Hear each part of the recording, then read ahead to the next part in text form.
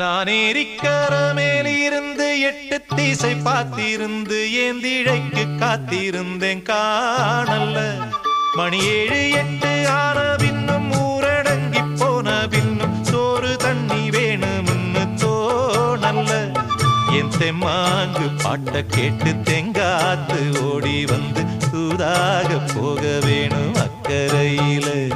நான் உண்டான ஆசைகளை உள்ளார பூட்டி வச்சு ஒத்தேல வாடுறேனே.